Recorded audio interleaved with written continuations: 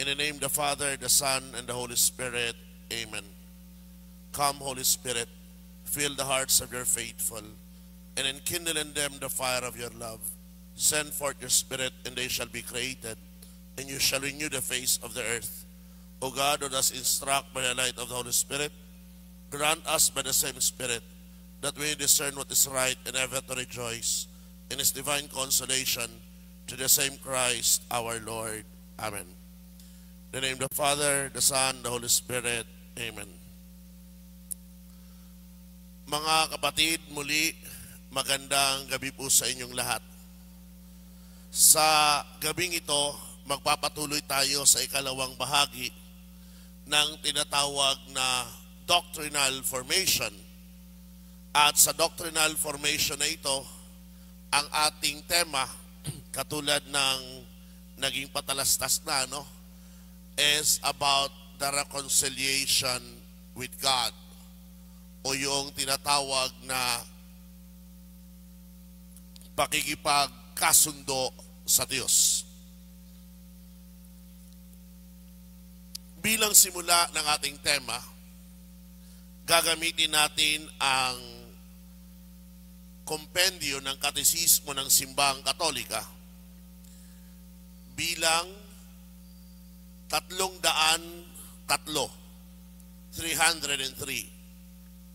Ano nga ba ang nakalagay sa Katesismo ng Simbahang Katolika?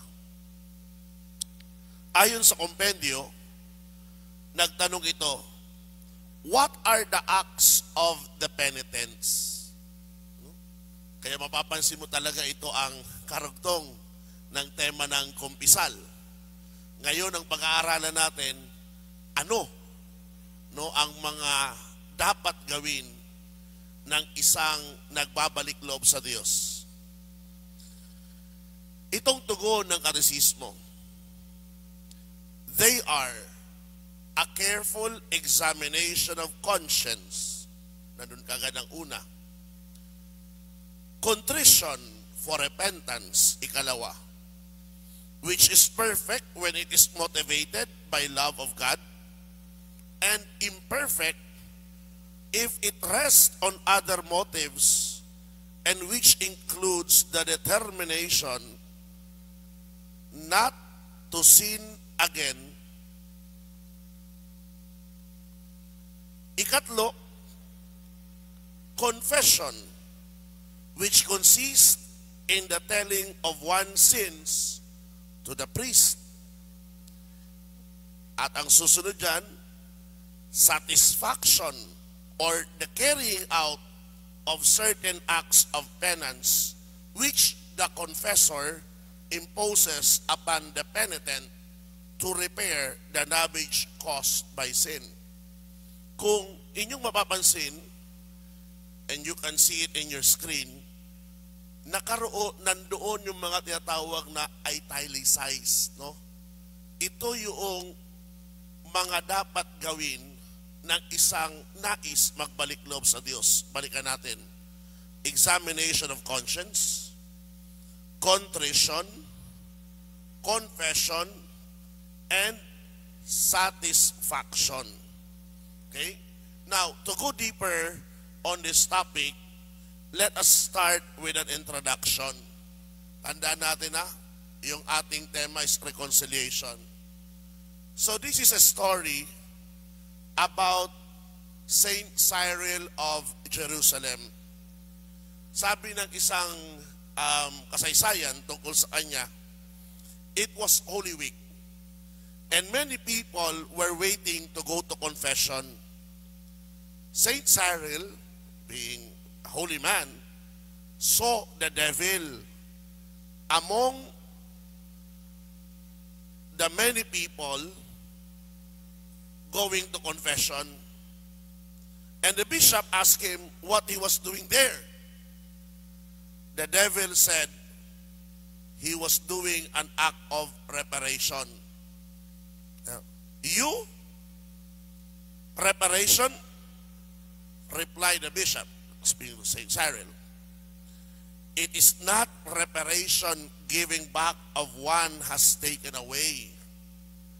I took away the shame for sinning from all those who are here. Yun naman talaga ang tunay. Ang nangyayari sa umpisal, tinatanggal yung kahihiyan dahil sa nagawang kasalanan. And now, I am giving them back that shame to confess their sins. Ito naman din ang totoo.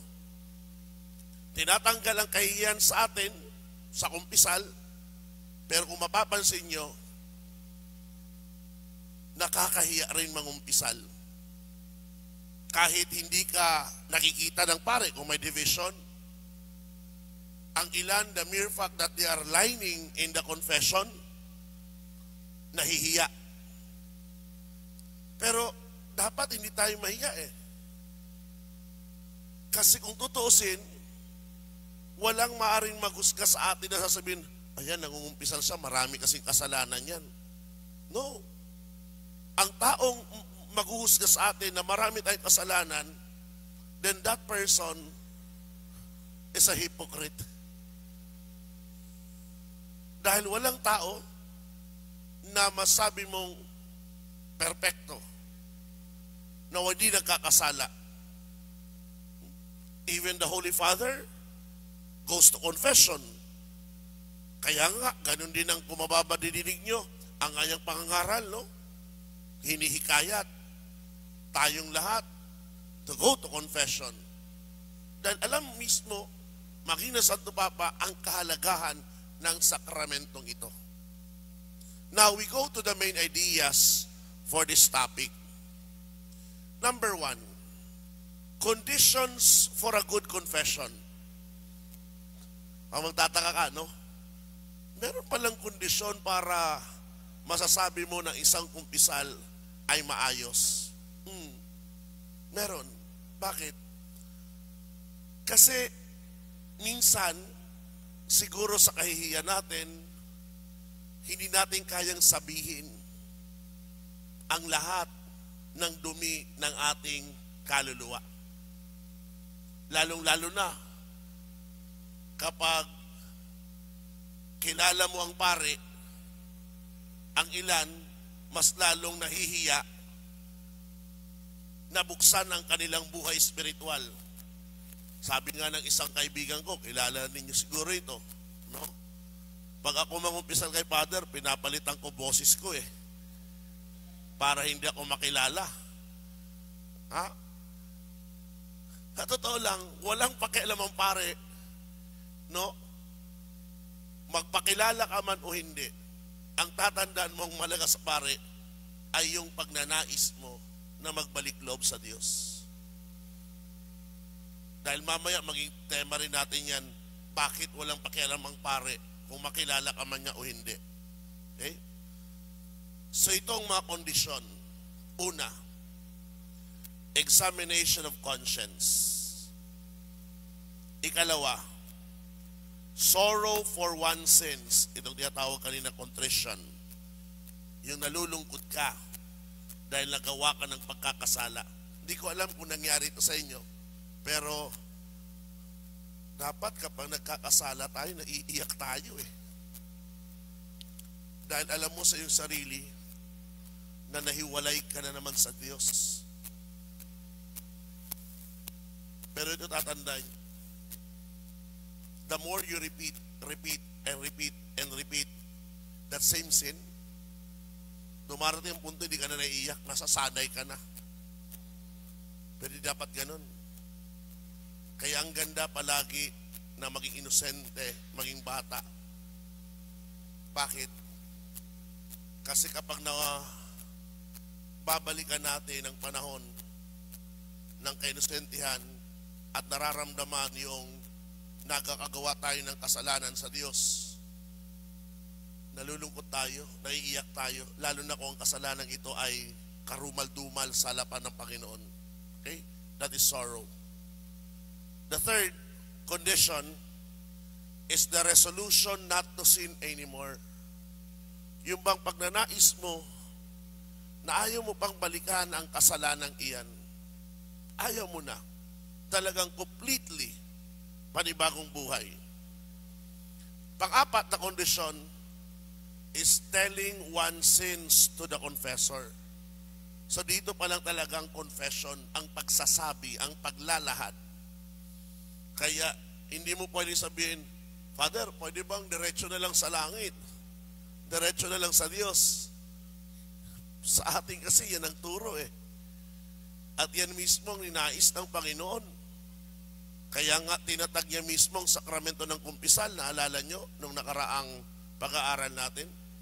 Hindi kagustuhan ng simbahan na magtatag ng kumpisal. Mismong ito ay kagustuhan ni Jesus na siyang nagtatag ng simbahan at iniwan ang turo na ito para sa ating kapakanan ng mga makasalanan na kung gusto natin magbalik loob sa Diyos, na kung gusto natin magbagong buhay, itong daan. At panghuli, the act of penance. Hindi sapat lamang na naroon ang apat.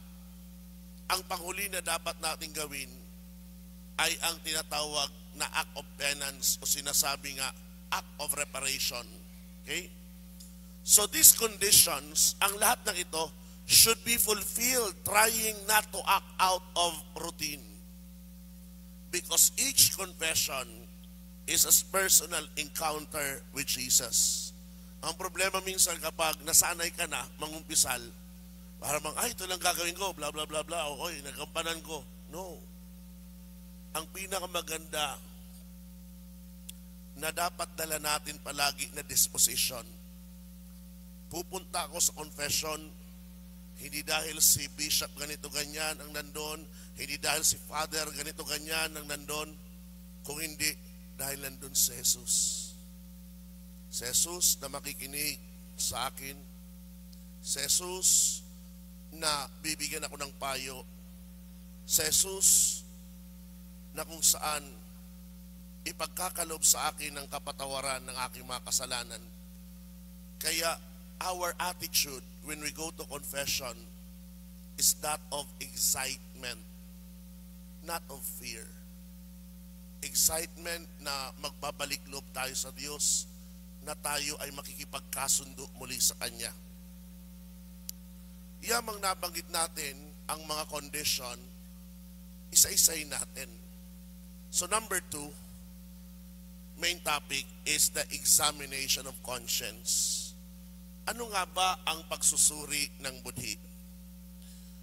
Tandaan natin na sana bago tayo mangumpisal, we have to remember all the mortal sins that we have committed since our last good and valid confession. Para sa pagsusuri na iyon, magandang maging batayan at balikan o gabay ay ang mga sumusunod. Una, ang mismong 10 utos ng Diyos, the 10 Commandments. Ikalawa, ang mismong 6 na utos ng simbahan. Ewan ko kung na-memorize pa yan o naaalala, no? Nilabas yan natin. But of course, babalikan natin yan later on. Okay? The 6 precepts of the church. At pangatlo, the obligations of our own status in life. Ang mismong obligasyon natin sa buhay. Halimbawa, iba ang obligasyon ng isang dalaga sa isang babaeng may asawa. Iba ang obligasyon ng isang binata sa isang lalaking may asawa. At iba ang obligasyon ng isang pari sa hindi pari o sa mga laiko, and so on, no? Kaya suriin rin natin yan kasi minsan may mga pangako tayong ginagawa rin. Okay? If we remember any mortal sin committed since our last valid confession, we have to make clear what kind of sin it is, the circumstances, the number or average number of each sin committed. Ayan. Para gumaling tayo sa pangungumpisal, alam nyo, hindi lang sapat na sasabihin mo, Father, nagnakaw ako. Bakit? Kasi sa isip ng pare, isang beses mo lang ginawa iyon. Mas mahalaga na banggitin mo kung ilang beses ka nagnakaw or kung ilang beses kang nagsinungaling. Bakit?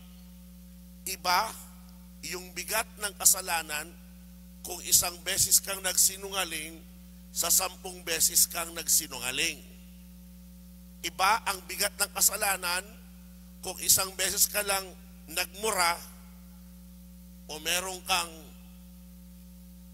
binigyan ng masamang salita at 10 beses mo siyang binigyan ng masamang salita. Iba rin yung bigat ng kasalanan kapag sabihin na natin isang beses kang nagnakaw pero ang halaga ng ninakaw mo 5 piso at isang beses kang nagnakaw pero ang ninakaw mo 5 million. Kita? Yan ang tinutukoy na to make clear what kind of sin, anong kasalanan, the circumstances, the number of its sins. Kaya sinasabi natin yan.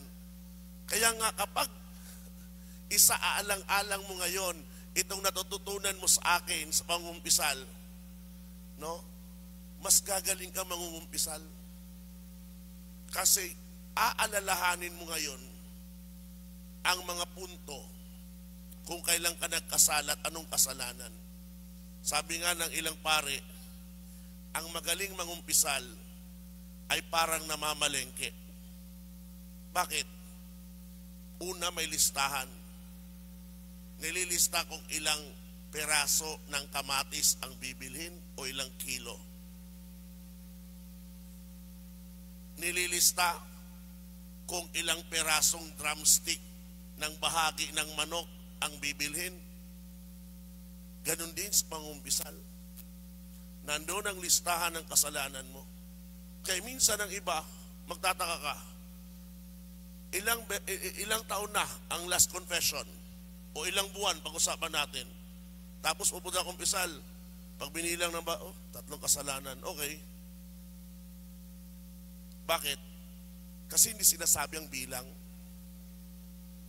Napakainam na kapag sinabi ang bilang in average, maalala natin. Kaya nga mahalaga yung examination of conscience, may preparation ka. Yun ang magtuturo sa iyo, magpapaalala sa iyo, ilang beses mo nagawang kasalanan.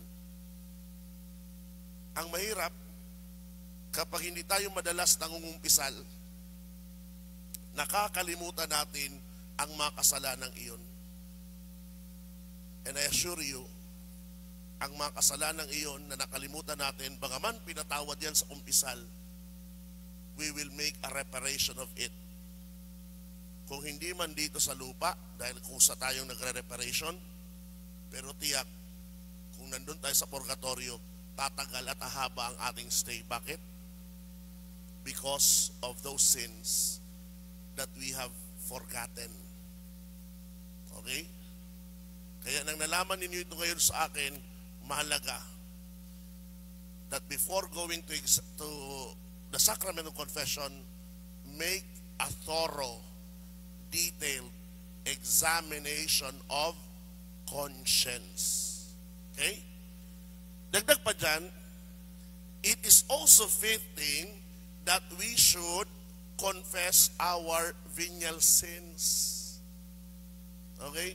Bagaman yan venial sins, kasi minsan, ewan ko, narinig ko na kasi ito sa isang katuruan ng hindi ko nababanggitin. Kaya nga pinarating sa akin, maliban doon, kaya man naman ma-verify ngayon, katulad ng ginagawa ko, di ba? Ang pagtuturo, ang ilan naka-video. Ngayon, pwede nyo ako i-verify kasi na-uploaded yan. Ang ibang nagtuturo, no? Narinig ko kasi at napanood doon, hindi na kinakailangang ikumpisal ang venial sin. I said, wow, saan galing katuruan iyon? Bakit? Dahil kung ganyan ang mindset natin, na hindi na kailangan ikumpisal ang venial sin, kapag ang isang tao hindi gumagawa ng mortal sin, pero venial sins ang nagagawa, So ibig mo sabihin dahil hindi na kailangan ni kumpisal, hindi na siya dudulog sa sakramento ng kumpisal. Yun ang logic doon. Kahit tatandaan natin kayang linisin ang venial sin ng dasal, ng tinatawag na I confess, kasi kayang pawiin nun. Pero mainam pa rin na kinukumpisal. Alam niyo bakit? Dahil ang pare na seryoso, nabibigyan ka ng payo, nang bibigyan ka ng gabay, ikaw ngayon ay lalago sa buhay espiritual. Tandaan nyo, ang venial sin ay parang maliit na mga ugat sa ating kaluluwa. Kapag hahayaan mo ang maliliit na ugat na iyan ng damo ng kasalanang binyal, lalago yan at lalago. At iyan ang nag-uudyok, nagsisimula para ang tao magkasala at makagawa ng tinatawag na mortal sin. Okay? Second part of a good confession. Sabi natin, sorrow. Ano nga ba ang sorrow? Ang sorrow ay may dalawang uri yan. The first type of sorrow is attrition. The second type of sorrow is contrition. Pag sinabi mong sorrow, dalamhati. Yung dala mo na lungkot, yung dala mo na bigat, saan nagmumula yun? Kapag ang iyong dalamhati sa kasalanan, ang dulot nito dahil natatakot ka sa tinatawag na parusa, o di naman kaya dahil sa kapangitan ng kasalanan, ang tawag nun is attrition. Okay? Pero pag ang dahilan ng iyong pagdadalamhati dahil nahiwalay ka sa pag-ibig ng Diyos, dahil nasaktan mo ang Diyos, at yun ang nagpapabigat sa iyo, ang tawag nun ay contrition. Nakuha niyo yung pagkakaiba? Ang contrition nakatutok sa tinatawag na pagmamahal sa Diyos. Ayaw mong mahiwalay sa Kanya dahil mahal mo siya. Ayaw mo siyang masaktan, kaya nagbabalik loob ka, humingi ng tawad. Yun ay contrition. Kapag ang dahilan mo ay hindi ganoon, attrition ang tawag nun, or partial contrition. So to go further, contrition or perfect sorrow comes from sincere love of God. Yan sinasabi ko sa inyo. Kapag mahal mo ang Diyos, hindi mo siya sasaktan at tatalikuran. By the way, yan ang tema bukas, ika-6 na linggo sa karaniwang panahon, taon A. The gospel and the readings is about that, and I will talk about that. The love of God. Paano mo maipapahayag ang pagmamahal sa Diyos? Yun ang tema natin bukas eh. Nakahanda na yan, 3 yan. Sa unang pagbasa kasi, andoon ay sundin mo ang kanyang utos, pagsunod sa utos.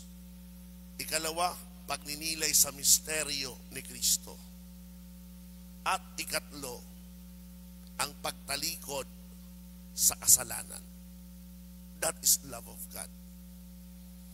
Now, when it is impossible to go to confession, this kind of sorrow reconciles man with God before receiving the sacrament of penance. Ang galing, ano?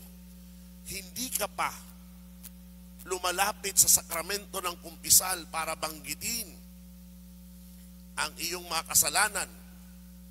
Pero habang nagsusuri ka ng budhi, matapos magsuri, nandun na sa iyo ang dinadala na dalamhati dulot ng pagmamahal sa Diyos. kung tutuusin, nagsimula na ang pagpapatawad sa iyo. Yan siya sabi dito. But this sorrow does not excuse the penitent from the oral confession. Pero hindi ibig sabihin na, sabi ni Father, kahit hindi pala, no, babanggitin mo lang. Hindi ibig sabihin na pinatawad ka na doon pa lamang because you have a perfect contrition, okay na yon. No. Kailangan mong banggitin. Dahil kung hindi mo binanggit, anong mangyari? Sabi, it presupposes that or desire to confess all one's sins, and it is ordained to oral confession. Bahagi ng pinakamahalaga na gagawin natin ay hindi lang ang dalamhati sa kasalanan, kung hindi ang pagsasabi para totally makamit yung kapatawaran. Kung merong perfect sorrow, meron rin tinatawag na imperfect o partial. Sabi ko nga kanina, ang tawag doon, sorrow of attrition. Attrition does not of itself achieve forgiveness of sins, but it is sufficient for receiving the sacrament of penance. Anong ibig sabihin nito? Bagaman gusto mo na magbalik loob sa Diyos, pero hindi buo ang pagbabalik loob na yon, ipagkakalob pa rin sa iyong kapatawaran. Pero yun nga, sabi dito, does not of itself achieve forgiveness. Kaya hindi siya totally, but is sufficient, pero sapat para igawad sa iyo ang sakramento ng kumpisal. Ngayon, para sa kalaman ng lahat, Father, saan galing ang tinatawag na salitang contrition? Ang contrition ay galing sa salitang Latin. Nandun na naman ang co. Normally yan ay core.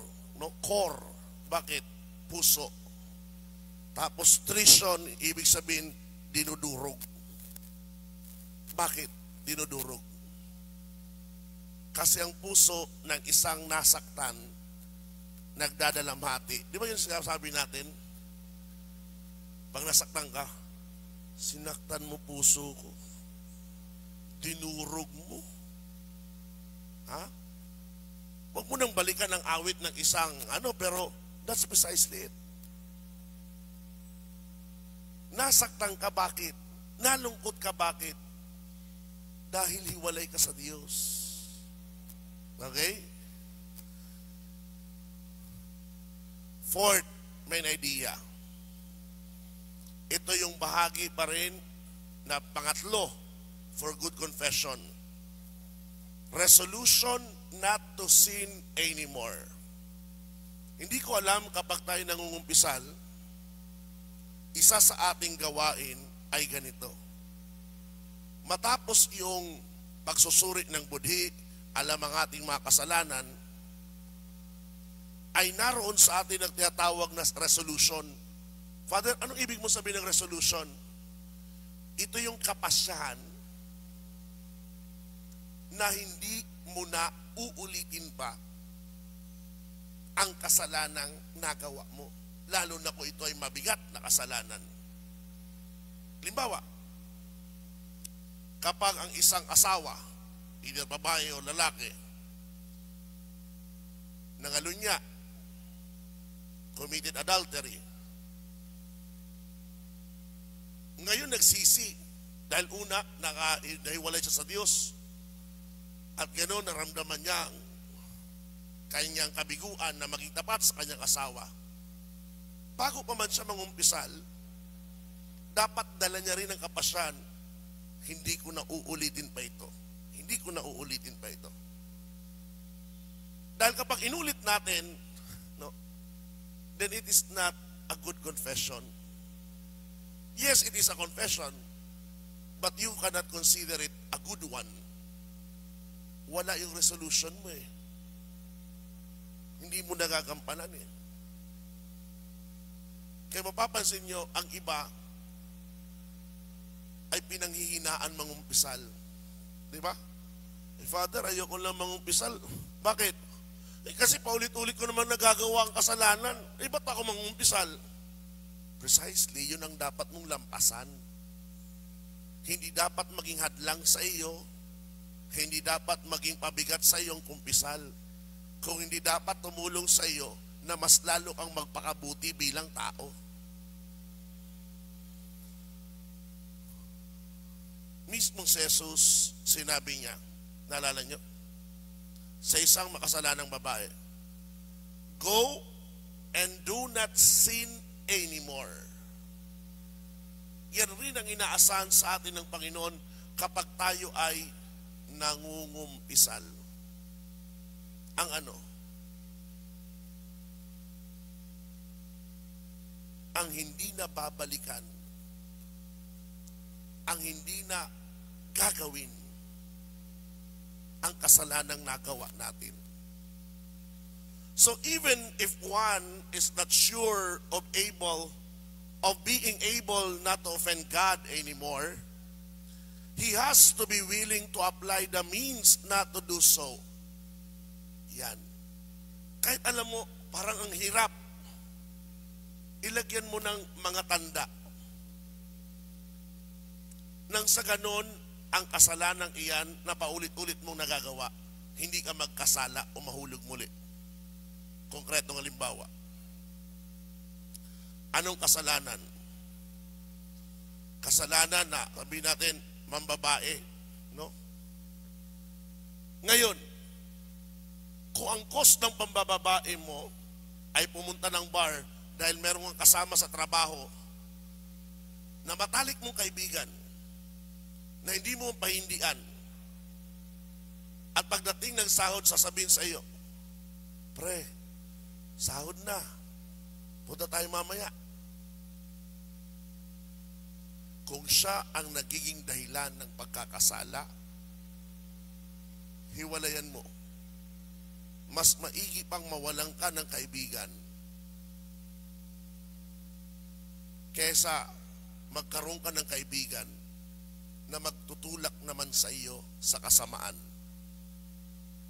Tandaan ninyo, kapag ang kaibigan ay tunay, hinahanap ang mabuti sa iyo.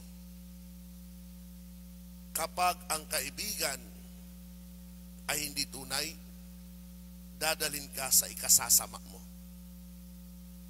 Okay? This means to avoid close and voluntary occasion of sin, such as frequenting the company of bad friends, yan sasabi ko, reading contrary to faith or morals, immoral conversation, etc. It also means to make the supernatural and human effort to strengthen our will in order not to sin anymore. Nabanggit ko na sa inyo ang halimbawa ng masamang kaibigan. May dinagdag pa dyan, ang pagbabasa na lamang. Ngayon, hindi na lang pagbabasa eh. Ang panonood na lamang. Kung ang YouTube, kung ang Facebook, kung ang TikTok, ang siyang gumuguhit sa iyong utak para magsimula ang apoy ng pagkakasala, ititanggalin mong app na iyan. Simple as that.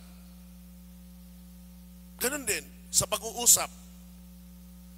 Alam niyo, hindi ko talaga maintindihan. Meron talaga magpapag-uusap na kung saan meron kang kaibigan, minsan di kaibigan, kapamilya, kamag-anak, na kapag nagtipon-tipon na, ang dala palaging joke ay berde, no? Malalaswa. Minsan tayo, kahit lingkod pa ng simbahan, hindi kumikibo, makikiisa pa sa sausaw, ay, tatawa pa. Diba? lingkod na ng simbahan. Bakit? Kasi walang nagturo, walang naghubog. Itong dahilan kung bakit tinuturo ko sa inyo bilang lingkod, lalong-lalo na. Sabihin ka na ng mga kamag-anak mo, ng pamilya mo, killjoy ka. Pero tatandaan mo, ang Kristiyano ay inaasahan maging martir. At ang magiging martir sa panahon ngayon, hindi mo kailangan dumanak ng dugo. Sapat na ang mga masasakit na salita na bibitawan ng pamilya mo. Dahil sa paninindigan mo sa tama. Sa paninindigan mo saan? Sa turo ni Kristo. Ako mismo, ang pinakamahirap sa lahat bilang pare ay kung meron kang mga kamag-anak na alam mo na mamumuhay sa pagkakasala. Alam mong kasal dati sa simbahan,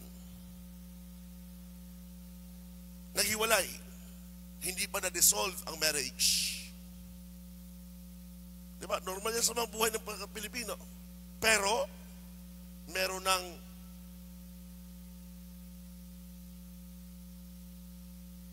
ng kinakasama. Paano ka ngayon magsasabi sa kanila na mali yan? Kung nanonood mga tiyahin ko, yan ang padalas naming pinakaawayan. Bakit? Matatanda sila eh. Mas bata ako. Pero maninindigan ako. E di wag niyo ako kausapin. Kung sa palagay niyo tama iyon at sinusuportahan niyo dahil yun na nakapagpasaya, e di, sige, ipagdarasal ko kayo. Pero sana balang araw bago kayo magmatay, magbagong buhay. Mahirap yun. Sinasabi ko sa inyo from my own personal experience, manindigan ka. Naranasan ko na yan. Di ka lang kakausapin. Naranasan ko na yan. Okay? Kasala mo may mali. Ang masama pa, kapag sasabihin sa iyo, iyon ang nakapagsasaya sa kanila. Suportahan mo na lang. Ang mahalaga masaya sila. Mali eh. Hindi lahat ng nakapagpapasaya sa iyo ay tama sa mata ng Diyos. Kaya kung lingkod tayo at namumuhay sa salita ng Diyos, anumang napupulot mo, may tungkulin ka na gabayan, turuan sila. Hindi yung ayokong makasakit ng damdamin. Bakit pag reunion namin, hindi kami magpapansinan? Yun ang concern mo. Dapat ang concern mo, maisalba mo sila. Kaya nga minsan ang ganda balik-balikan ng salaysay ng buhay ni Juan Bautista.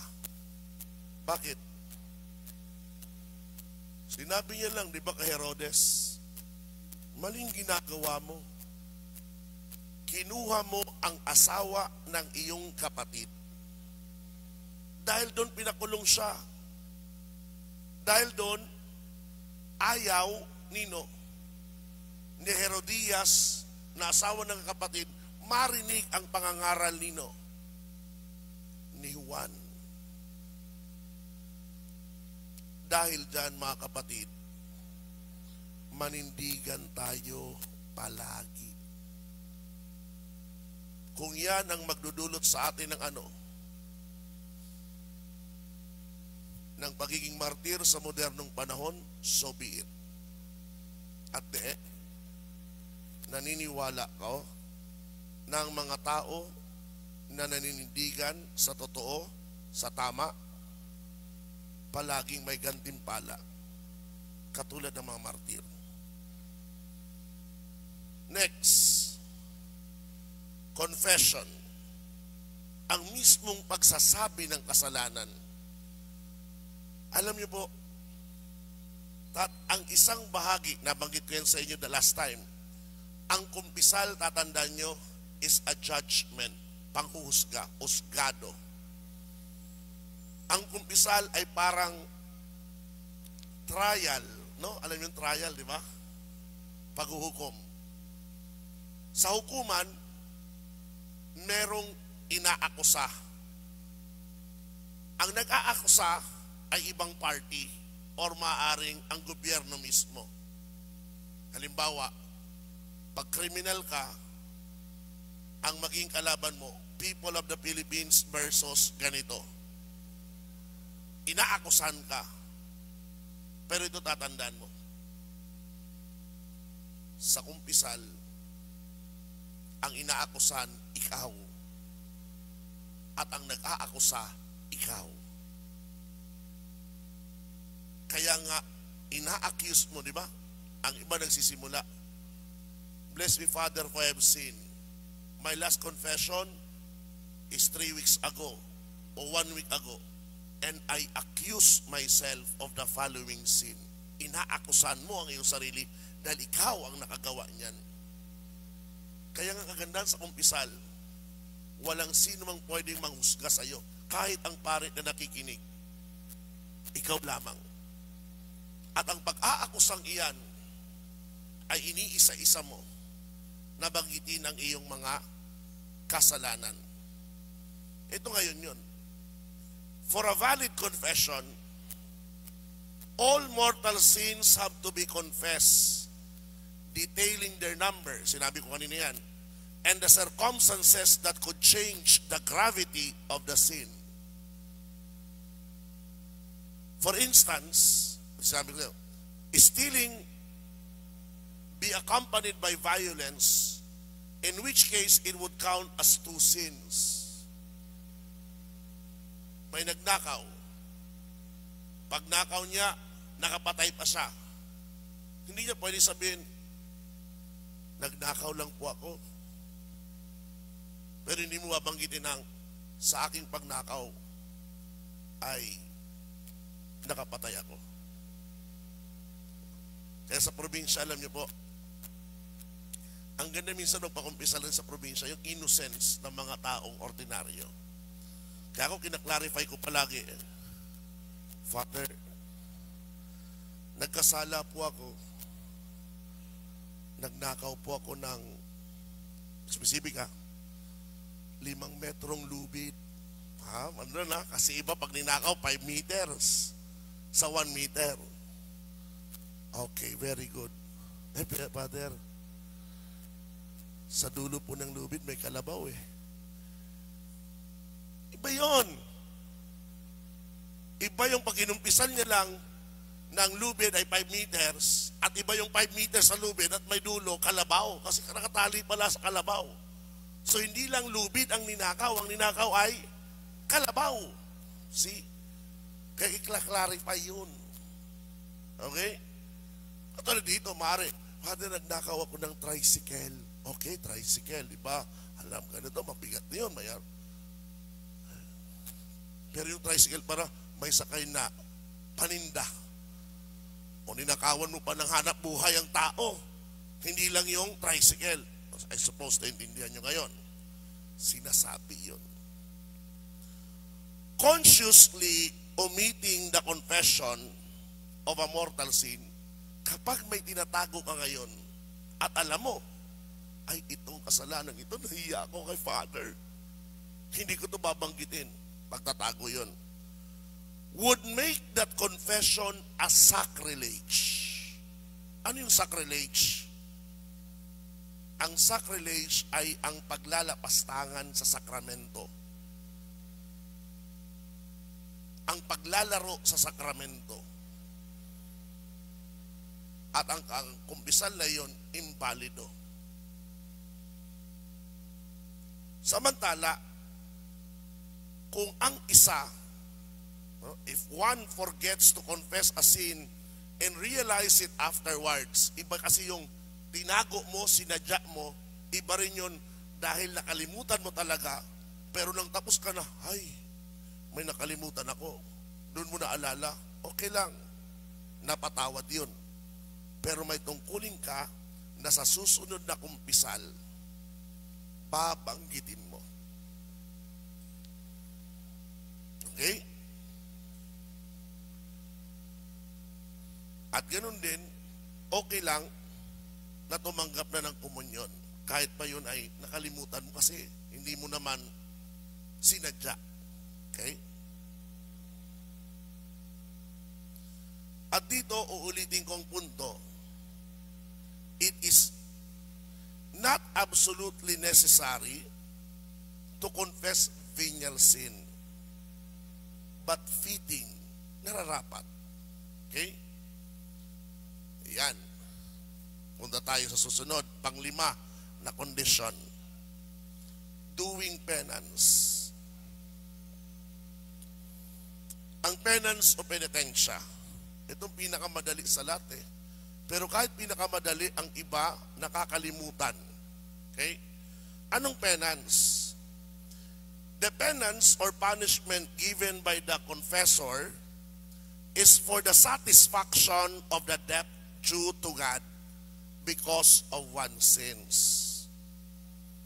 Besides doing it as soon as possible, it would be good to make more acts of penance so as to manifest one's sorrow for the seriousness of one's sins and to atone more for them. Anong ibig sabihin nito?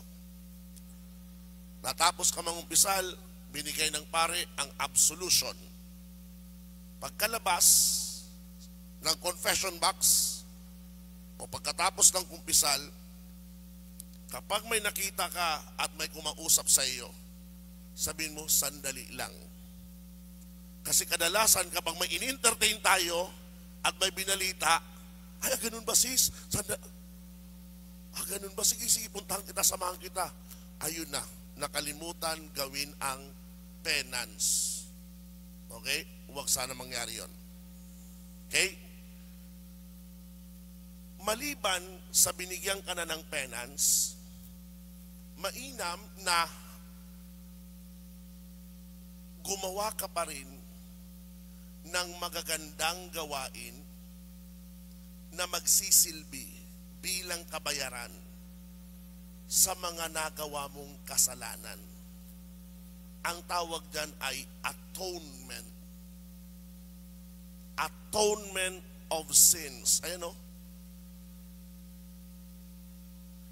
The seriousness of one's sins and to atone more for them. Yan ang saysay kung bakit tayo kapag dumadaan sa mga hirap, ang mga hirap na iyon, ang mga sakripisyong iyon, ay pwede mong ialay bilang kabayaran sa iyong mga kasalanan. Bakit? Dahil kung mapapansin mo, ang binigay lang sa iyong penitensya ng pare ay, okay, magdasal ka ng 2 Ama Namin. Ang dali, di ba? Pero dapat may gagawin ka pa noon na repeatedly make an act of reparation in atonement of your sins. Kayang iba, iyan ang dahilan kung bakit nagbibigay ng penitensya sa sarili. Hindi mo kinakailangan na hampasin ang likod mo, na bugbugin. No. Ang minsan na mga atonement ay napakasimple. Halimbawa, gusto mong uminom ng Coca-Cola dahil inahanap-hanap mo yun. Pwede mo sabihin, Lord, gusto ko, nananabig ako ng Coca-Cola ngayon. Pero, hindi ko iinumin. I will forgo.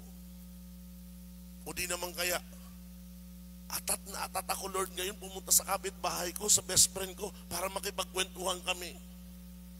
But, hindi muna, Lord. O simple, nakikinig kayo dito sa loob ng simbahan sa akin. Anong pinakamaganda habang nasa loob ng simbahan? Nakasandal ang ating mga likod.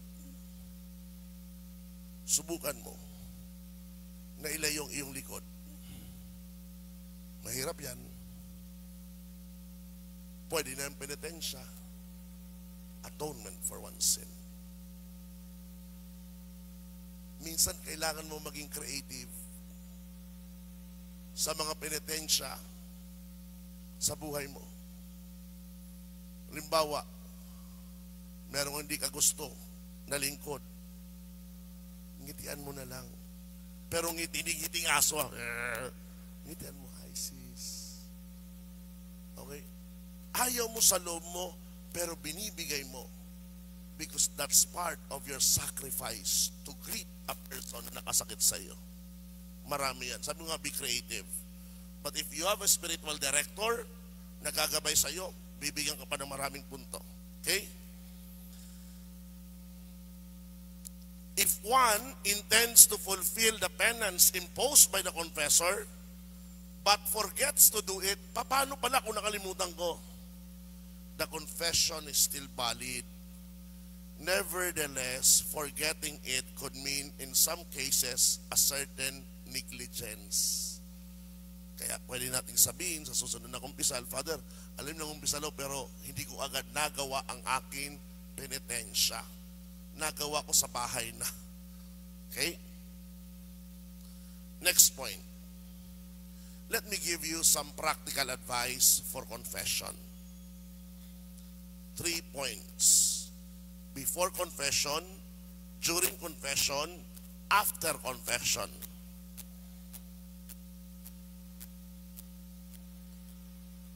Before confession, do some preparatory prayer.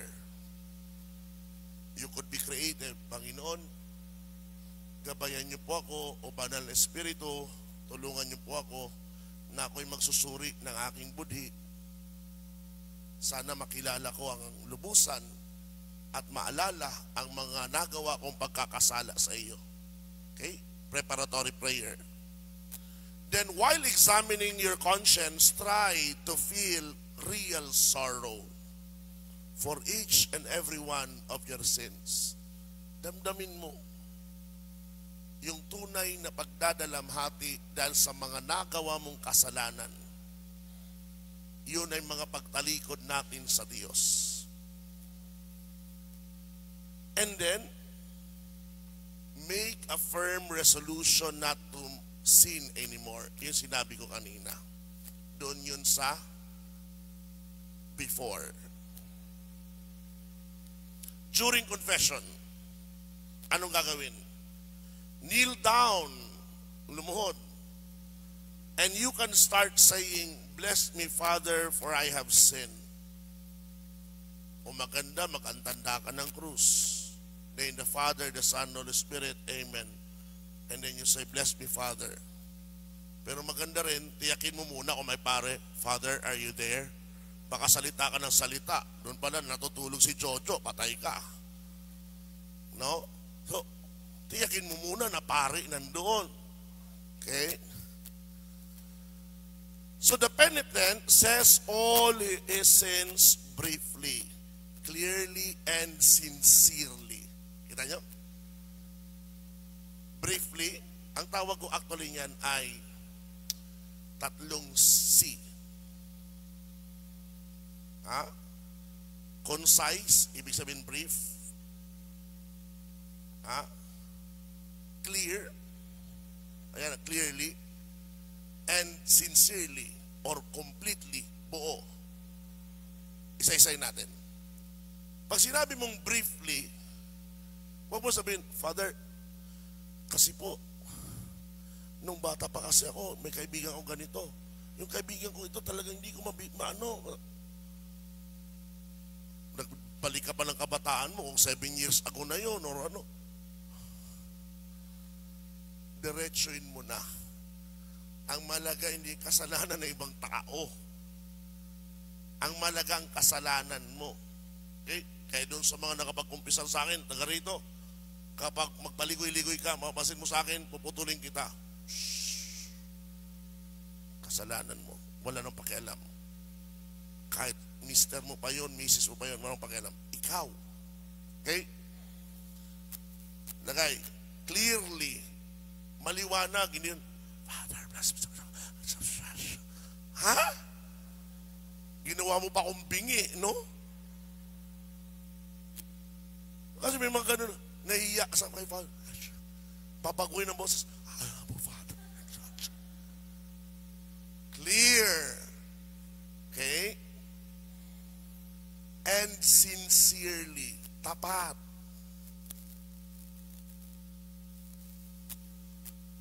Ilang beses nagawa ang kasalanan.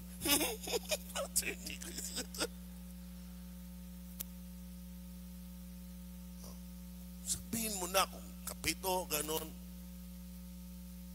Kasi minsan yun hindi clear saka sincere. Okay?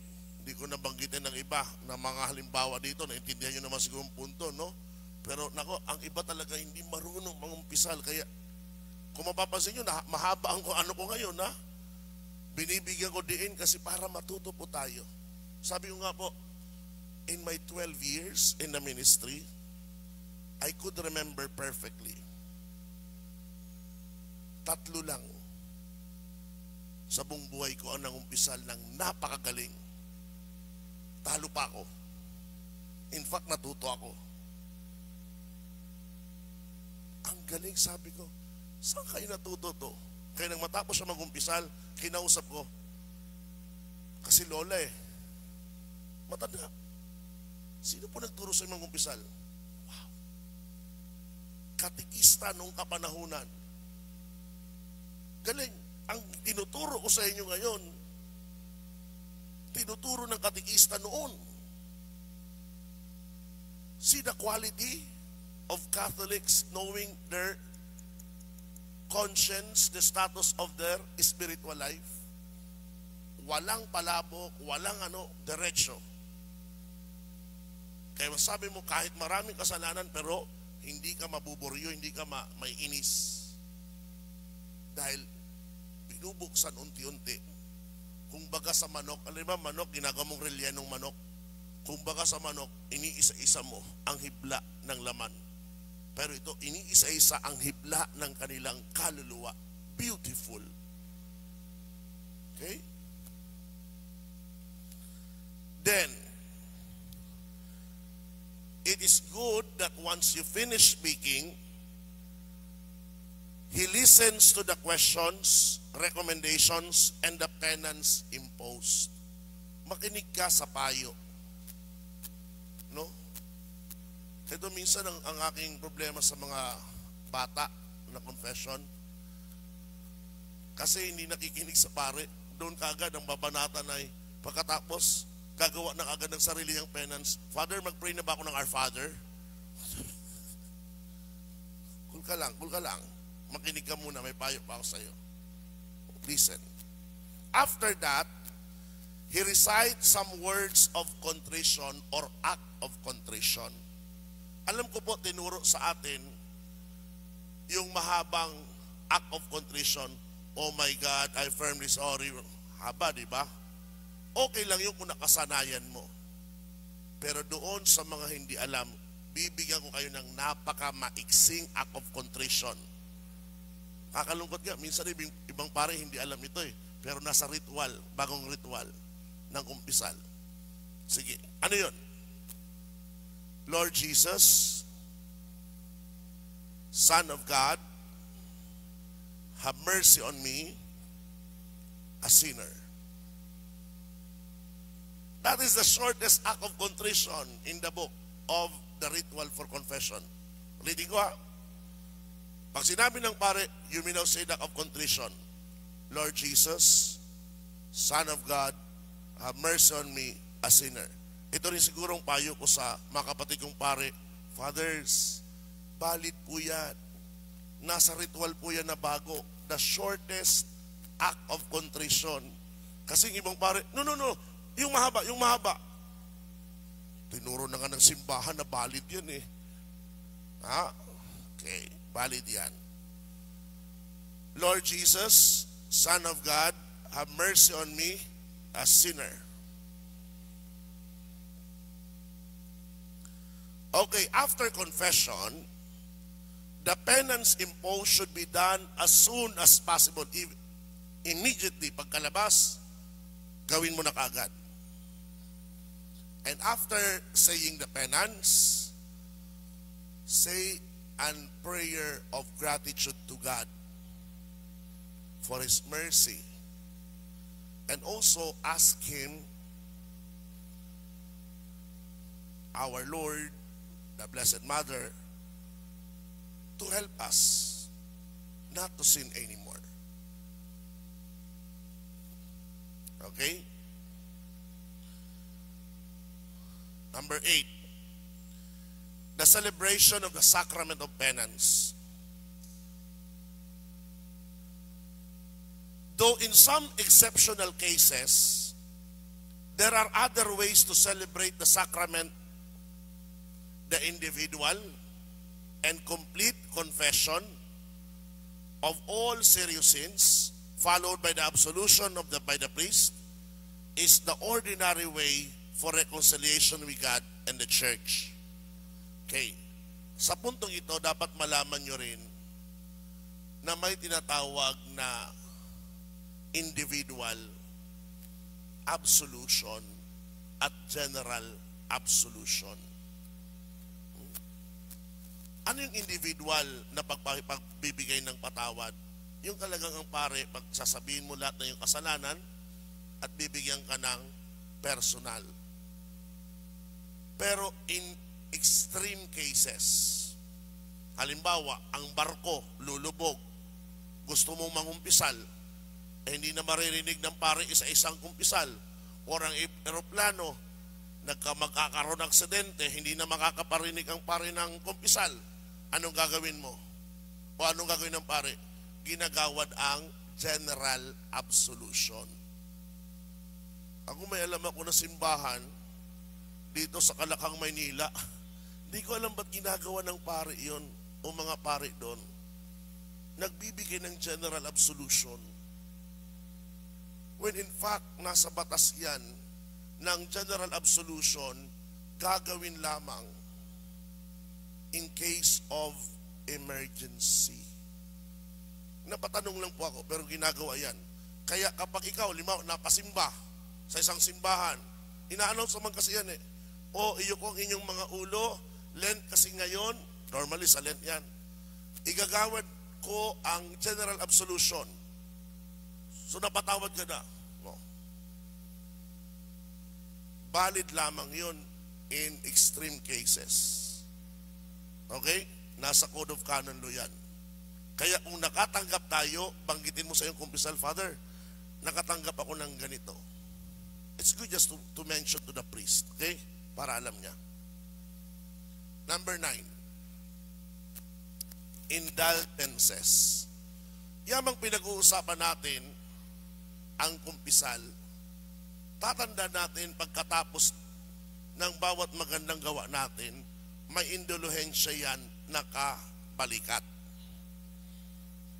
Ano yung indulgence? Indulgences remit the temporal, ibig sabihin tinatanggal, the temporal pain or punishment which might remain after the sins have been forgiven. To obtain an indulgence, one has to be in God's grace and do what the church prescribes. Tandaan mo, ang lahat ng kasalanan, bagaman iyan ay may kapatawaran, pero yan ay pagbabayaran pa rin natin. Kaya nga, kailangan natin mag-atone sa ating kasalanan. Ngayon, ang isang magandang pamamaraan para yung parusa ng kasalanang pinatawad sa atin ay mabura. Tumanggap tayo ng mga indulhensya. Naintindihan? Father, kailan po nakakamit ang indulhensya? Ng Year of Mercy, may mga tinatawag na indulgences, kinagawad ang Roma. Sa Our Lady of the Poor, sa dati yung parokya, 25th anniversary namin, nagsulat ako kay Bishop. Pwede po ba mag-request, Bishop, sa Rome? Kasi 25 years naman ng Our Lady of the Poor. For 1 year, ang sino mang dumaan, may mga kondisyon na dapat iset. Kapag nakamit niya yon, makatatanggap niya ang plenary indulgence. Oo. Ngayon, ang indulhensya pwede para sa'yo o pwede sa mahal mong yumao. Okay? There are many ways of obtaining indulgences, like one's work or study. Ang indulgence na ito, mga partial lang yan, ha? Saying Angelus, the Rosary, the Way of the Cross, a spiritual communion, a prayer for the Pope, or using a medal or crucifix that has been blessed, etc. Partial indulgences ito. Ang mga plenary indulgence o buo, normally kapag pilgrimages. Okay? Now, before we end, naka 9 points tayo ngayong gabi. Doon sa mga may tanong, dito sa loob ng simbahan, o doon sa mga sumusubaybay sa tahanan, you can send already your questions to our social communication and they can forward it. As usual, I end my talk with some resolutions. Ano yung resolutions to move forward? 2 things. Learn to make a good confession. Katulad ng aking pinaliwanag dito sa pag-aaral. Kung hindi pa rin, pwede magtanong sa pare, sa akin o sa iba. O di naman kaya sa mga magulang na may karanasan gumawa ng magandang ano. Sa mga guro, sa mga katikista. Ang pinakamahalaga kapag tayo nagkaalinlangan, may duda, itanong natin, isangguni natin. Para sa ganon, magkaroon tayo ng magandang kumpisal sa susunod. Ikalawa, prepare to make a good confession. Pagandaan mo na. At hindi lang sana maganda. Kapag matapos ka maghanda, dumulog. Okay? Kaya nga nabanggit ko, alam yan ni wala sister, Josephine ngayon. Doon sa mga sasama sa akin sa pilgrimage this coming end of the month, sabi ko sa kanila, since it is a pilgrimage, do a thorough examination of conscience and a confession. Kasi isa sa mga biyaya ng pilgrimage ay spiritual benefit. Hindi lang yung mga bibilhin mong pasalubong doon. Ha? Spiritual benefit. So, mga kapatid, dito po nagwawakas ang ating unang bahagi. Ngayong gabi, magkakaroon tayo ng maiksing break para papasukin ang inyong mga tanong. Sa ikalawang bahagi, we will be dealing and answering your questions. Okay? Kaya dyan po muna kayo, magkakaroon tayo ng maiksing break. Thank you. Muli po, magandang gabi sa inyong lahat. Nagbabalik po tayo sa ikalawang bahagi ng ating doctrinal formation. Ng tema ay the reconciliation. This is the second part of the sacrament of confession.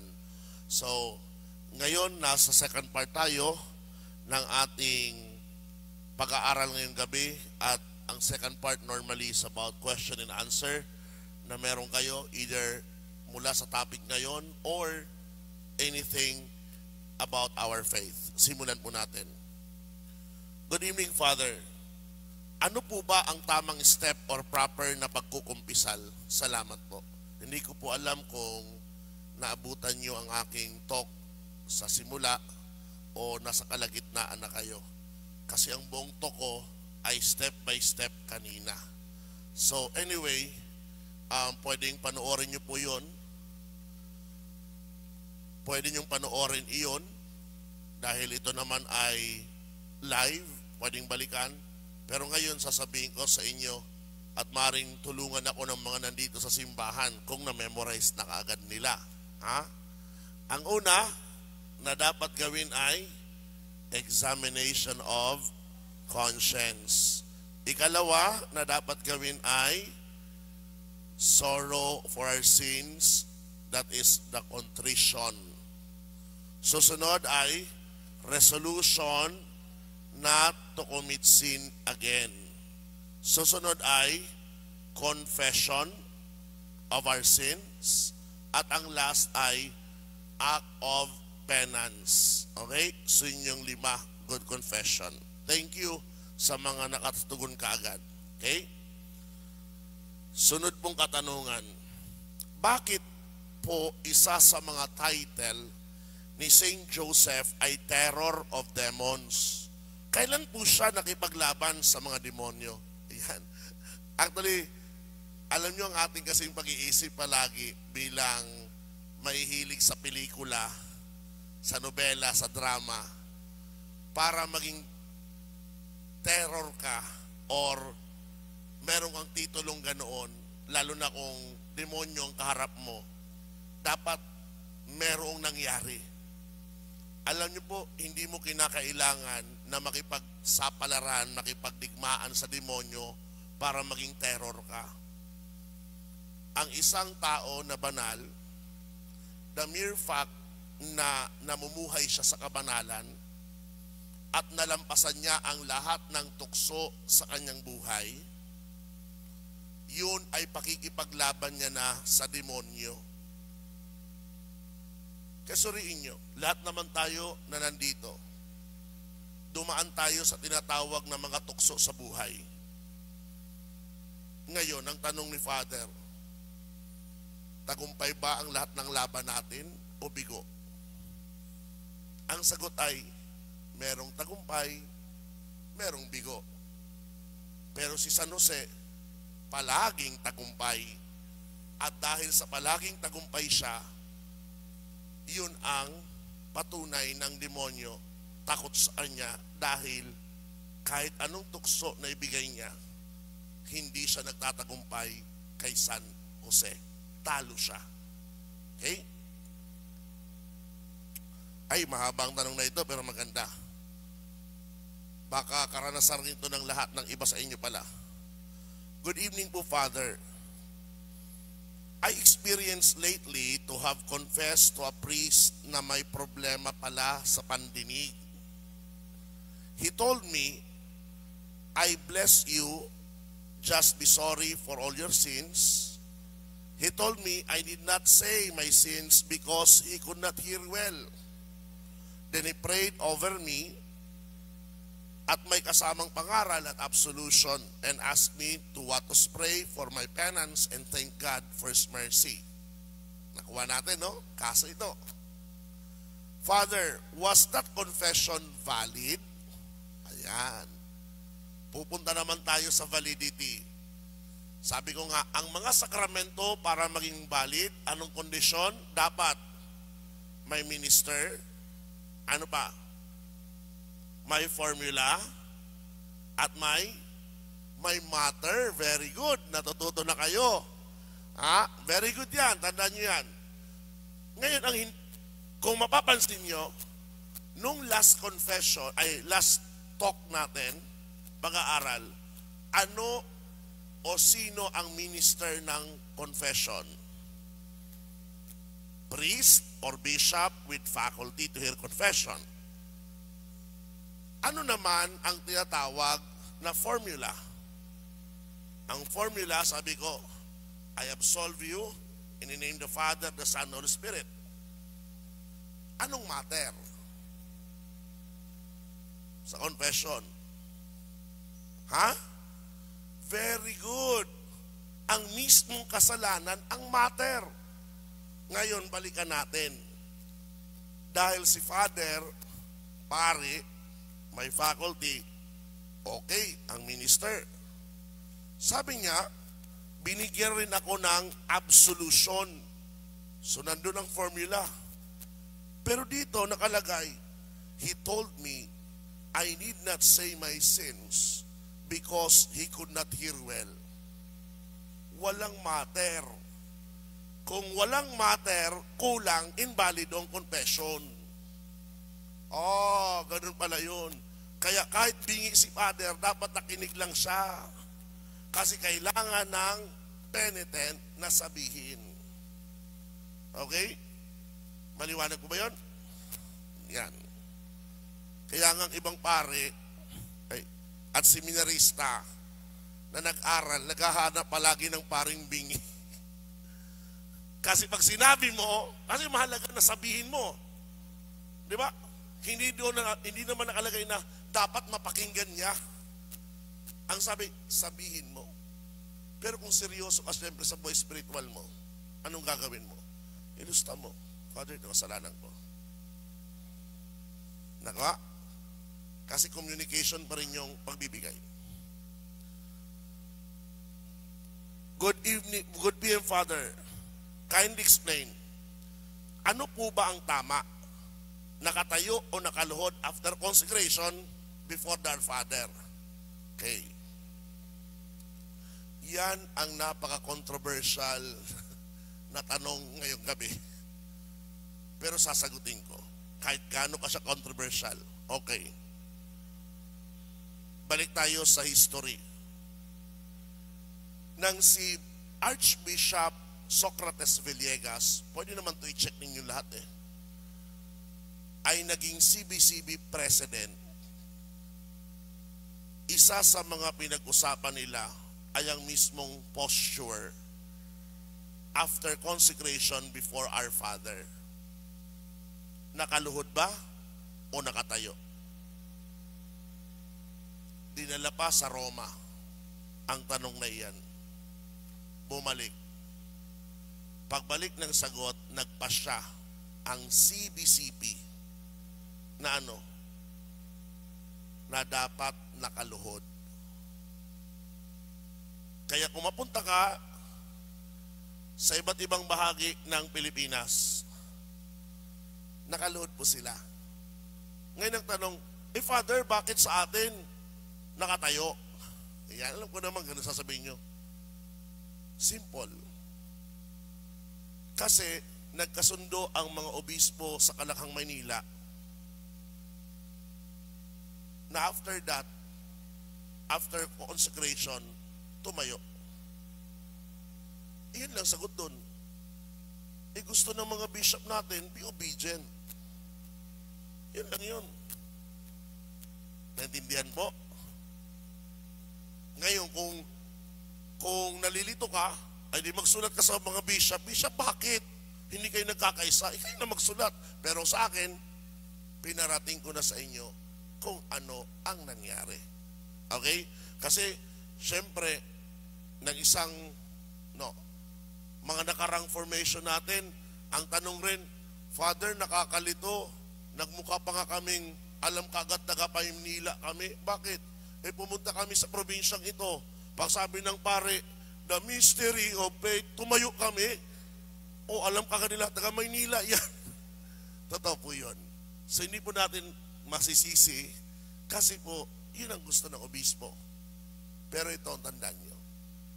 May rule sa canon law. Kung anong batas ng lugar, yun ang susundin mo.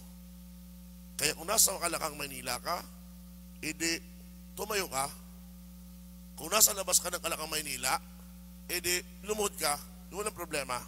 Okay?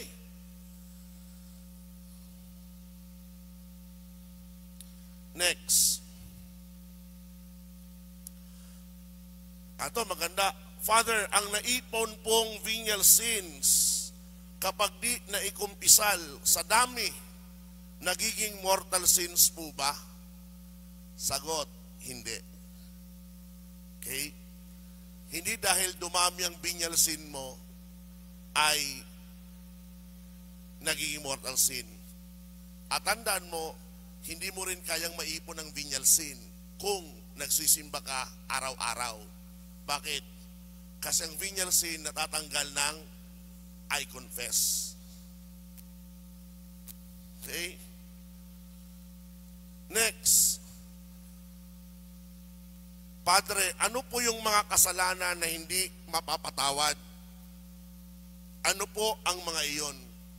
Ang kasalanang hindi mapapatawad ay despair to the Holy Spirit o yung hindi ka naniniwala ng Espiritu Santo mismo ay kayang magpatawad ng kasalanan. Kung nagdududa ka,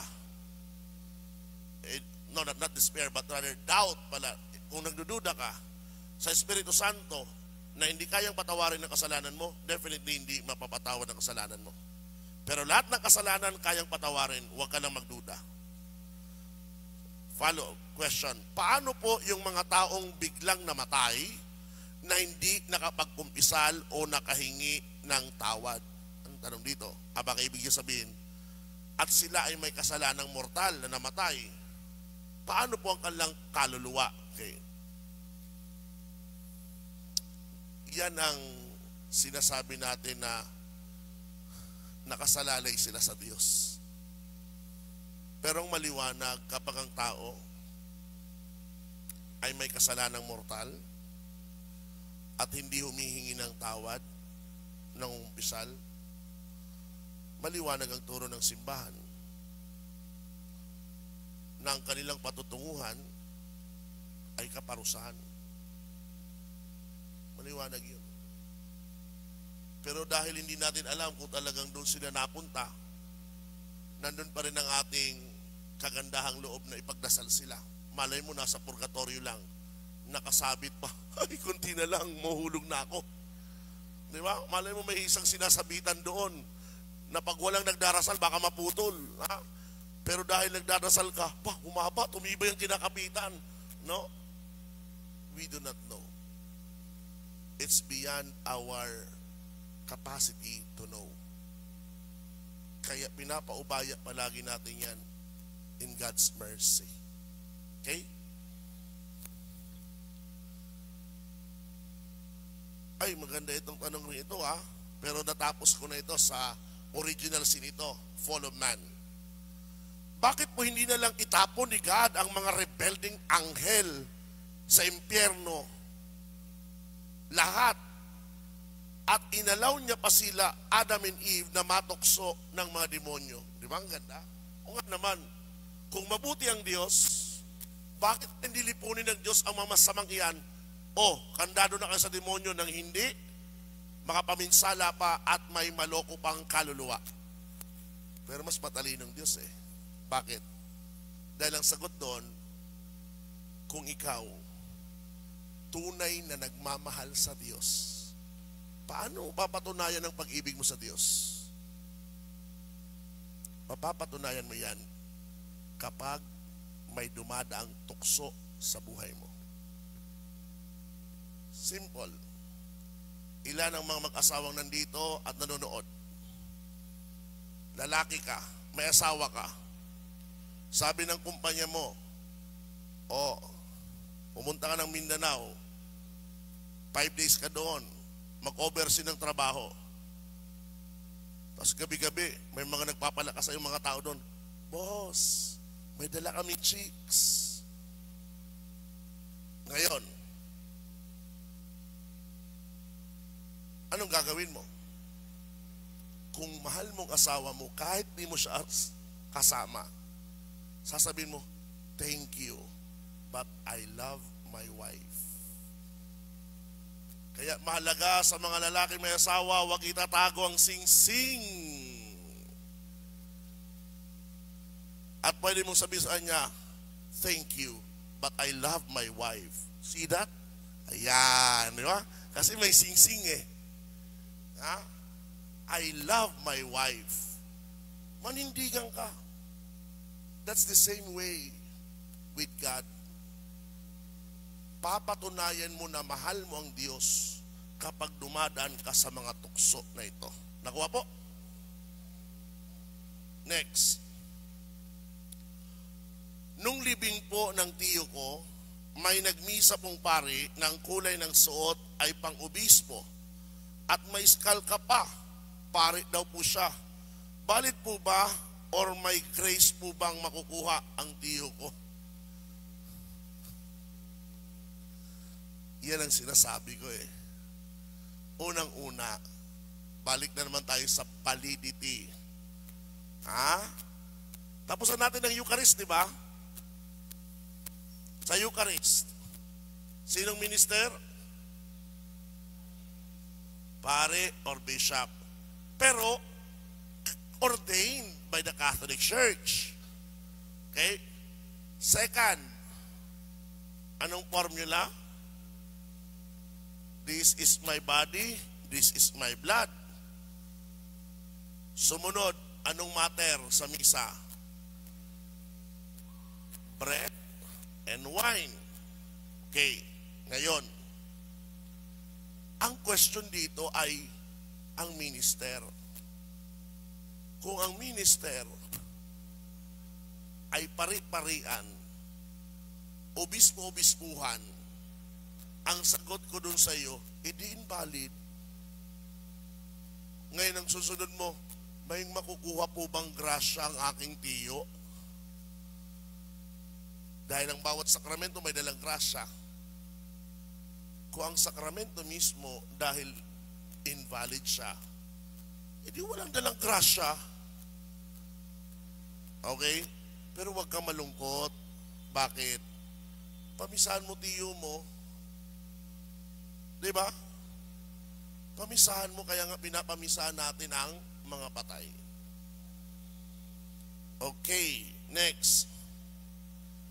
Ano po reason why a possessed ay ayaw madampian ng blessed exercise salt? Ano ang reason? Anything that is blessed, ayaw ng isang possessed. Anything. Hindi lang salt. Blessed candle, dikit mo sa kanya. Anything that is blessed, kahit damit ng pare, istola, idikit mo sa kanya, they will react. Okay? Kaya lang, dahil nga biblically ang asin ay ginamit naman na pangtaboy sa kasamaan, yun ang ginagamit ngayon ng simbahan, kasama ng tubig. Okay? Anything, hindi lang salt.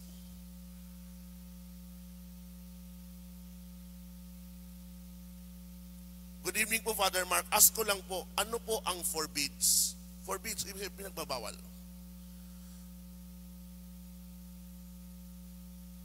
Next. Sa Old Testament po, ang name daw po ng Messiah, according sa mga prophet, ay Emmanuel. Pero bakit po Jesus ang pinangalan ni Saint Joseph at hindi Emmanuel? Ayan. Kung familiar tayo, kaya nga sabi ko sa inyo, read the gospel. Una, may account si St. Matthew. May account din sino? Si St. Luke. Ang mga account nila, nagsasabi ng tinatawag na infancy narrative. Sa both accounts, ang isa gumagamit ng Emmanuel, ang isa gumagamit ng Jesus. But at the end, it's just the same. Ang mahalaga na merong Jesus, na merong Emmanuel na nandito bilang Mesiyas. Okay? Next. Padre Mark, yun po bang mga salmo ay pwedeng gawing palagi ang dasal kung naantig ka o tumimo sa iyong puso at isip? Definitely. Definitely. Ako sasabihan ko kayo, the founder of Opus Dei, St. Jose Maria Escriva, in fact, sinabi niya sa kanyang pangangaral, one of the things that you can bring when you do your mental prayer are the Psalms. Bakit? Kasi ang Salmo, makakadala talaga sa iyo na magdasal. Magtuturo sa iyo kung anong sasabihin mo. Hindi ko alam kung may mga paborito na kayong salmo. Akong paboritong salmo ay 50. Psalm number 50 sa old. Pero ngayon number 51 siya. At ang isang psalm na gustong-gusto ko kantahin, Psalm number 8. Pero kantahin hindi sa English, hindi sa Tagalog, sa Espanyol. Ang ganda ng pagkagawa. Okay? It's good to have and even to sing. Kasi yun magtuturo sa atin magdasal. Good evening po, Father Mark. Kasama po ba ako sa kasalanan kung ako ay ginagawang tulay ng hipag ko na may kabit siya? Marami kasi siyang binibigay sa akin. Yes. Ulitin ko ha, ang nagtatanungan, yes. Kung dito ka, yes. Kung nandiyan ka sa online, yes. Okay? Because you are an accessory of sin. Nga, alam mo ibig sabihin naman siguro ng accessory, no? Accessory ka sa kasalanan.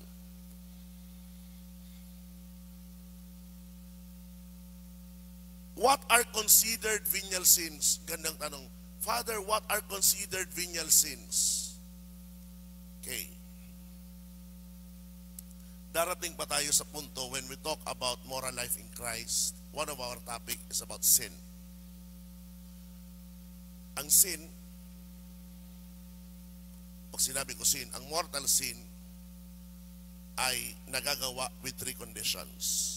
Grave matter, full knowledge, and full consent. Kapag isa sa tatlo ay wala, automatic venial sin. Yun lang yun. Okay? Pero pag binibigyan kita halimbawa ng venial sin, marami. Basta parang venial sin, kapag wala, isa o dalawa sa tatlong kondisyon, venial sin. Pag nandun ang tatlo, mortal sin. Next, is the venial sin that has been confessed or given absolution not totally forgiven if the number of times it was committed not included during confession? No. Ganito. It's forgiven. But it's good always that we mention the circumstances, the number, and the species of sin. Okay? Kapag po ba walang Catholic priest na available, okay lang po ba ng Aglipayan priest ang magawad ng last rite sa isang mamamatay na? Valid po ba yun? Ayan naman, valid. Ngayon, babalik kong tanong, anong sabi mong priest? Aglipayan. Anong isang kondisyon para sa validity ng isang sakrament? Validly ordained minister. Aglipayan, validly ordained ba? Hindi. Kaya ito sabihin ko sa iyo, pag walang katolikong pare, pumunta ka sa SSPX ng mga pare. Kasi kahit ang Santo Papa, binigyan sila ng faculty to hear confession. Okay, yung Society of Pope Pius X. Totoo po ba ang belief ng mga matatanda na kung Good Friday, Black Saturday, patay po ang Diyos at bawal po ang loud music? Is it true? Okay. Nang bata ko, naniniwala rin ako dyan eh. Kaya ngayon, galit na galit sa mga matatanda na yan. Kasi kung ano nung tinuro na mali. Una, sabi, patay po ba ang Diyos? Ang Diyos hindi namamatay. Bakit? Makapangyarihan siya. Tama, mali. Ang namatay ay si Kristo. Okay? Si Kristo bilang tao. Kasi nga, pakikisa niya sa atin eh.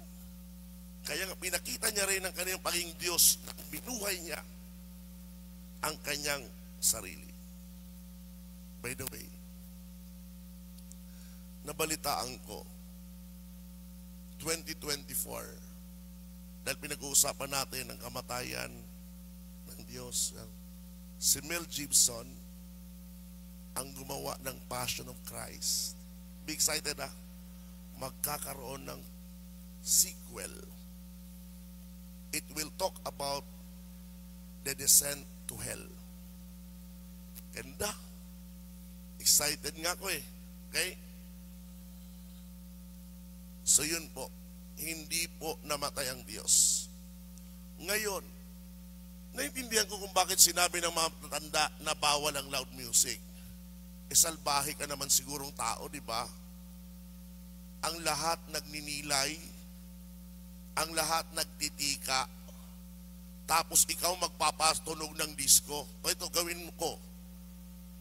Huwag naman sana mangyari, no? Pero isipin mo na lang, namatayan ka, tapos kapitbahay mo, nagsasaya. E paano kung kapitbahay mo, anong uri ng saya? Pangit na nga sabihin natin yung nagbibidyoke. Pero kapitbahay mo, paulit-ulit ang kinakanta, ay ano, papuri sa Diyos. May patay ka, tapos papuri, kinakanta. Matutuwa ka ba? Di ba? Kahit yung heavenly, ang kanta na papuri, it is a conduct and becoming of a Christian kung wala kang sentimiento sa isang namatayan. Okay? Kaya, be sensitive. Be sensitive. Matatanda kasi dati, hindi pinapaliwanag. Para shortcut lahat, bawal yan. Di ba? Hanggang ngayon, ganito pa rin ginagawa ng mga matatanda, simbahan, di ba? Ang mga friends ko sa Trinidad Homes, ng mga matatanda, obserbahan nyo sila doon. May mga bata naglalaro sa playground. Nagbibili Biblia Rasal kami. Ako natutuwa sa mga bata. Pupunta ako matanda, shh, labas, labas. Alam mo yung punto na, dapat yung sinabihan mo, Ineng, uy Totoy, sali kayo. That should be our attitude. Hindi yung palabas, may kaluluwa ang batang iyan. Bakit? Kung wala kang mahuhubog na mga bata sa iyong pamayanan, ang pamayanan mo mamamatayan. Tama, mali? Kayayaan mo silang akitin. Matuto. Uy, alikay dito. May matutunan kayo, Father. Kasi kung mapapansin nyo, kahit pag may bata na doon, ang ginagawa ko, tututok rin ako sa bata na at least uuwi sila. 2, 3, 1, may mapulot na aral. Kasi tatanim yan sa isipan nila eh. Ang nangyaring trauma sa akin ng bata ko, ayokong ulitin sa kanila. Kasi ugali talagang matatanda, lalo sa probinsya, huy, bawal yan, bawal yan. Eh talaga, tawag namin sa matatanda, aswang kasi yan eh. Di ba? So gano'n, hindi tuloy maganda. Okay.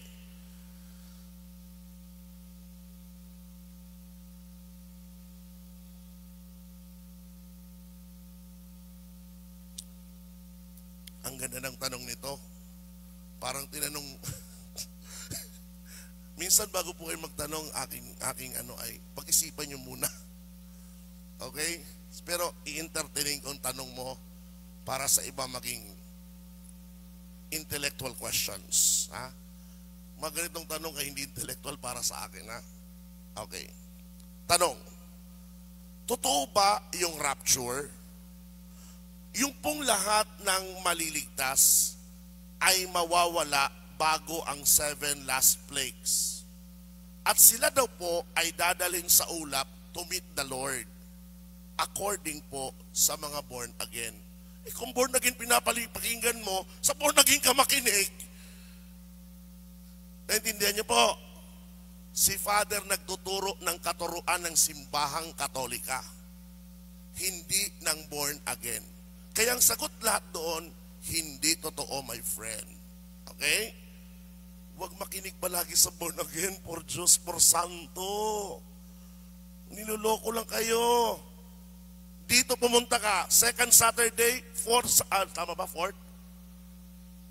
Mula nang nagsimula ako, sabihin nyo sa akin, nadagdagan ko bang inyong kaalaman o hindi? Nadagdagan ko ba o hindi? Kung doon ka, magpapaloko ka lang. Kung Katoliko ka, palalimin mong kaalaman mo. Because that is for your own salvation. Okay? Is reading write-ups, ano kaya to?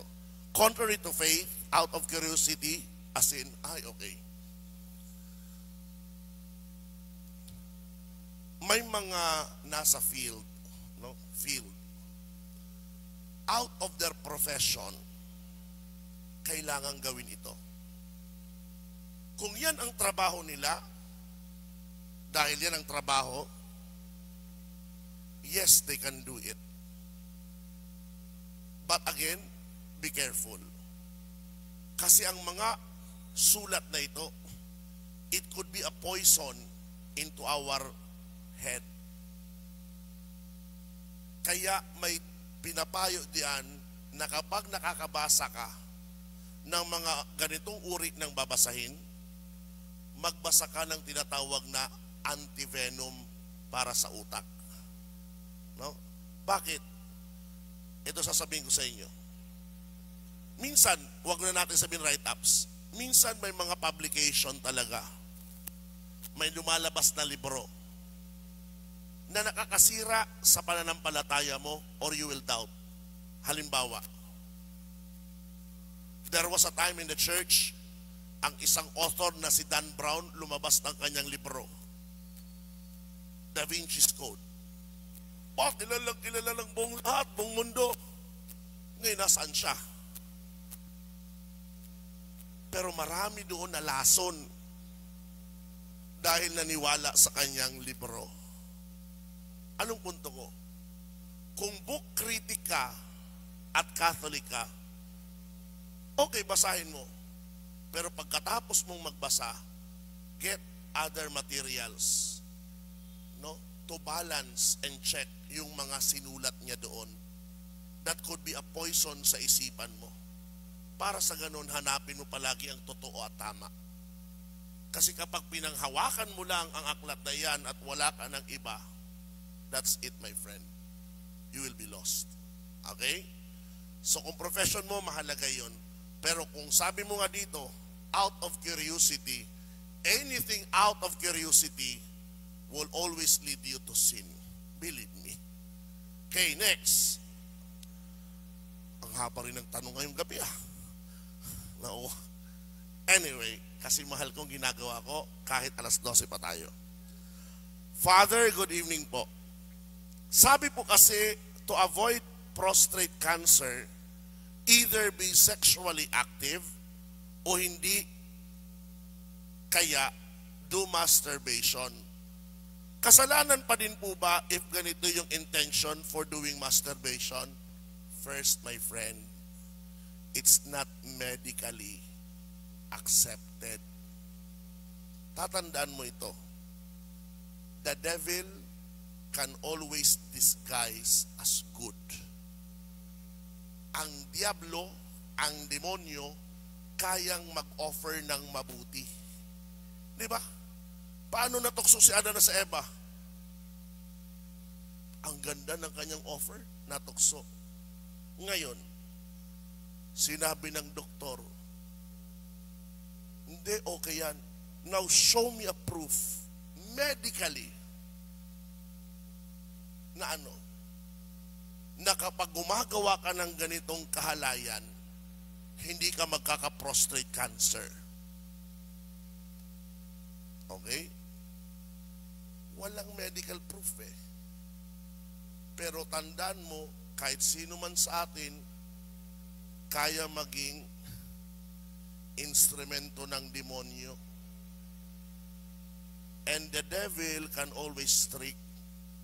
Kaya nga ang simbahan, as the safeguard of truth and teachings of Jesus Christ, pag sinabi niya na ito ay kasalanan, then it is kasalanan. Do not make excuses na baka pwede naman. That's the trick of the devil. Kaya nga, isa sa mga turo sa akin ng spiritual director ko, gusto ko talagang wisdom niya Palagi kang maging matalino na hanapin ang buntot ni Satanas. Napaka-wisdom nun. Bakit? Pag makita mong buntot ni Satanas,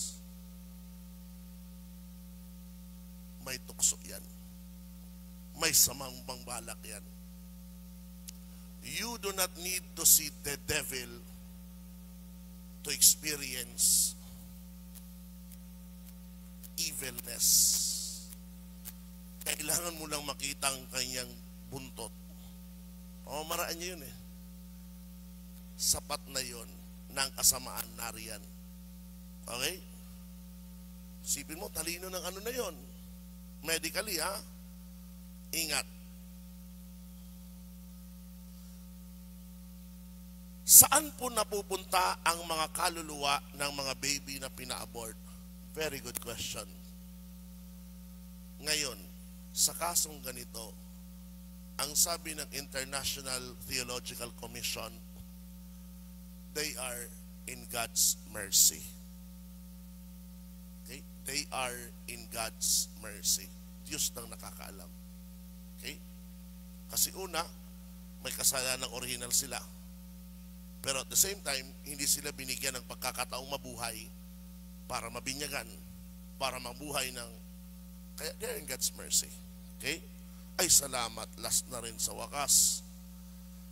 Father, okay lang po ba ang hindi binasbasan ang mga vestment ng pari? May mga pari po kasi na di na binibless ito, diretso suot na lang po. Okay lang po ba yun? Siguro sa paring susuot, okay lang yun, pero sa akin hindi. Bakit? Kasi kung ang ordinaryong Katoliko, ang mismong rosaryo niya, ang mismong eskapularyo niya, dumudulog sa atin bilang mga pari, Father, pa-bless. How much more ang pari na kung nauunawaan niya ang halaga ng kanyang kasuotan, ay dapat basbasan niya. Kaya saksi ang batang iyan. Si Robby. Kung ilang beses ko nang binabasbasan na aking investment, di ba? Kaya sabi ko rin sa kanya dati, hindi, when you take all na yan, nakasama ng mga banal. Pero, pabiro ko yun sa kanya. Every time kasi na may bagong investment, hindi ko alam kung may mga nakalimutan ako kasi minsan pinagsasama-sama ko.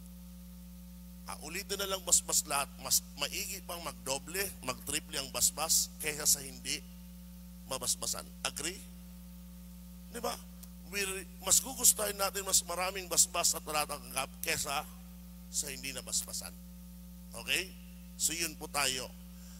At dito po nagtatapos ang ating question and answer. This is the longest yata, almost 2 hours. Ay, exhausting but I'm happy. Okay. Mga kapatid, maraming salamat po sa inyong pagdalo, sa inyong pakikisa ngayong gabi. Sana po may natutunan naman kayo at sa susunod na inyong kumpisal, mas maganda ang inyong magiging pamamaraan ng pagkumpisal. Abangan nyo po ang third part ng Catechism when we talk about moral life in Christ, the commandments, the sins. Doon po himay-himayin natin para sa ganon mas malalaman nyo pa na may mga kasalanan pala na minsan hindi natin alam na kasalanan, pero kasalanan pala. Yun ang bantayan nyo po. Ano po? Kaya ngayon magpapaalam po tayo, magdasal tayo bilang pasasalamat. Name the Father, the Son, the Holy Spirit. Amen. Hail Mary, full of grace, the Lord is with you. Blessed are you among women, and blessed is the fruit of thy womb, Jesus.